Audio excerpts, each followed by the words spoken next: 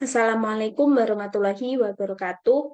Perkenalkan, nama saya Vira Andriani dari Departemen PBBJ.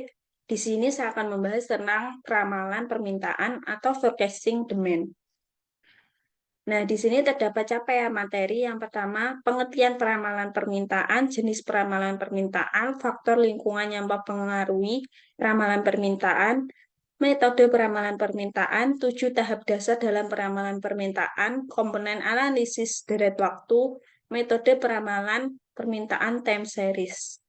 Nah, yang pertama pengertian dari peramalan permintaan, yang merupakan suatu usaha memprediksi tingkat permintaan produk-produk yang diharapkan akan terrealisasi untuk jangka waktu tertentu pada masa yang akan datang. Nah, jenis permintaan yang pertama ada permintaan bebas atau independent demand, yang merupakan permintaan terhadap material, suku cadang, atau produk yang bebas atau tidak terkait langsung dengan struktur Bill of Material atau BOM untuk produk akhir atau item tertentu. Dan yang kedua, permintaan tidak bebas atau dependent demand.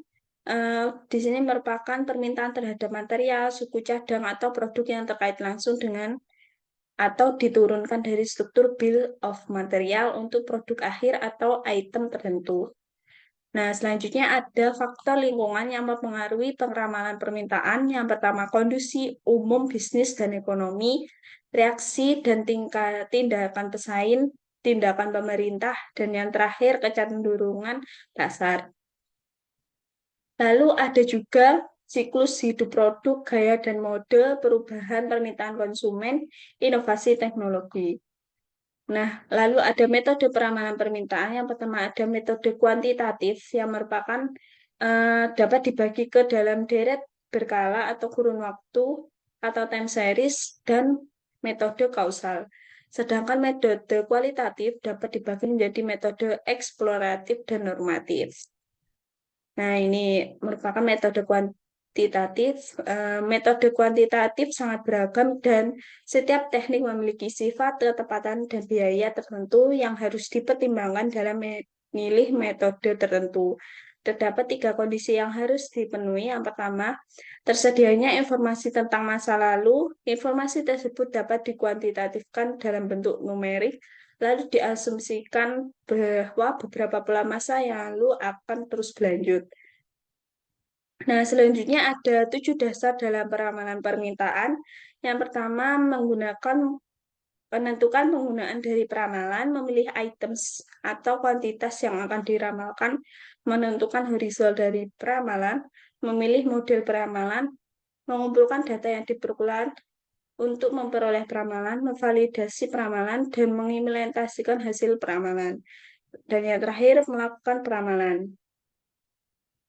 Nah, lalu terdapat komponen analisis deret waktu. Yang pertama ada tren atau T, terus sifat dari permintaan masa lalu terhadap waktu terjadinya, apakah permintaan tersebut cenderung naik atau turun atau konsisten. Cycle atau sifat dari permintaan dalam satu periode, apakah mengalami permintaan dengan jumlah yang sama atau tidak. Season atau S, fluktuasi permintaan suatu produk yang dapat mengalami kenaikan atau penurunan pada saat musim tertentu. Lalu ada random atau R, permintaan suatu produk dapat berubah secara tiba-tiba yang disebabkan oleh faktor tertentu. Selanjutnya ada metode peramalan permintaan time series. Yang pertama metode NAVE. Teknik peramalan yang mengasumsikan permintaan periode berikutnya sama dengan permintaan pada periode terakhir. Lalu ada moving average yang menggunakan jumlah data aktual pada masa lalu untuk menghasilkan peramalan. Lalu ada weight moving average saat terdapat tren atau pola yang terdeteksi bobot yang digunakan untuk menempatkan penekanan yang lebih pada nilai terkini. Selanjutnya ada exponential smoothing yang merupakan metode peramalan rataan bergerak dengan pembobotan di mana titik-titik dapat data dibobotkan oleh fungsi eksponensial. Lalu proyeksi tren, tekniknya menyesuaikan garis tren pada serangkaian data masa lalu, kemudian memproyeksikan garis pada masa datang untuk peramalan jangka menengah atau jangka panjang. Lalu ada weight moving average yang merupakan permintaan terhadap material suku cadang atau produk yang bebas atau tidak terkait dengan struktur BOM untuk produk akhir atau item tertentu. Lalu ada permintaan tidak bebas atau dependent demand yang merupakan permintaan terhadap material suku cadang atau produk yang terkait langsung dengan dan diturunkan dari struktur BOM untuk produk akhir atau item tertentu. Terima kasih, kurang lebihnya mohon maaf. Wassalamualaikum warahmatullahi wabarakatuh.